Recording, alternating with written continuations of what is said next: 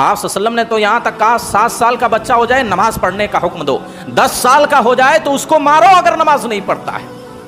اگر یہی سوال کر لیا جائے، کتنے والدین ایسے ہیں، کتنے ایسے ماں باپ ہیں جو اپنے بچوں کو 10 سال کی جن کی عمر ہو گئی ہے فجر کی نماز نہیں پڑھا ہے، کتنے لوگ ہیں جو اپنے بچوں کو جگاتے ہیں، اللہ کے گھر میں لاتے ہیں، اور اگر نہیں نماز پڑھا تو اس کو کبھی ڈانٹا ہو یا مارا ہو۔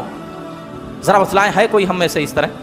اگر وہی 7 سال کا 5 سال کا بچہ اپنی نیند میں ہے لیکن اس کے اسکول جانے کا ٹائم ہو گیا، زبردستی اس کو اٹھائیں گے، نہلائیں گے، کپڑا پہنائیں گے، ٹفن تیار کر کے اس کو آٹو میں یا گاڑی میں بٹھا دیں گے یا خود چھوڑ کے آئیں گے۔ یہ دنیاوی تعلیم کی اہمیت ہماری نگاہ میں ہے۔ دنیا کی تعلیم اتنی اہمیت ہماری نگاہوں میں ہے کہ بچے کی نیند پوری نہیں ہونے دیتے، ہم خود زبردستی بچے کو اٹھا کر نہلا دھلا کر کپڑے پہنا کر ہم اسکول میں چھوڑ کر آتے ہیں۔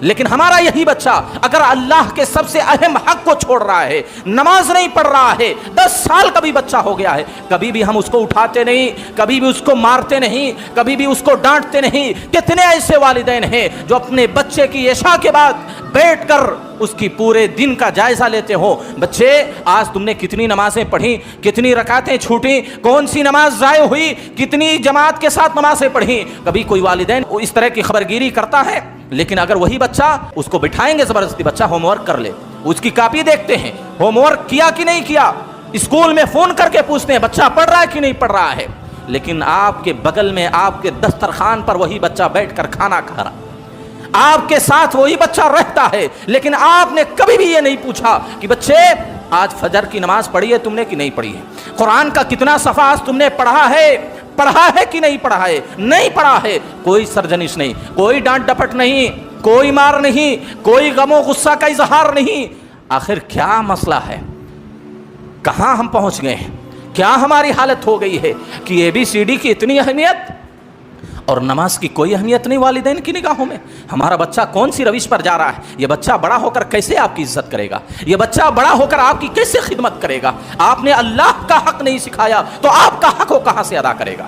جو بچہ اللہ کا حق ادا نہیں کرتا وہ والدین کا حق کیوں ادا کرے گا؟ اپنے بچوں کو دینی تعلیم دلائیں، اپنے بچوں کو اس طرح ضائع و برباد نہ کریں۔ وہ بچے دنیا میں بھی آپ کی عزت و احترام نہیں کریں گے، کل قیامت کے دن آپ کی گریبان پکڑ کر اللہ کی بارگاہ میں حجت قائم کریں گے، یہ میرا باپ دنیاوی صرف تعلیم دلایا تھا، اللہ مجھے قرآن و حدیث نہیں سکھایا، اس وجہ سے میں تیرے حق سے دور رہا، تیری عبادت سے دور رہا، اسلام سے دور رہا، دین سے دور رہا، اور آپ وہاں کچھ بھی نہیں کر سکتے ہیں۔ دینی تعلیم سے اپنے بچوں کو جوڑیں، قرآن و حدیث سے اپنے بچوں کو جوڑیں، اچھے آداب و اخلاق سکھائیں۔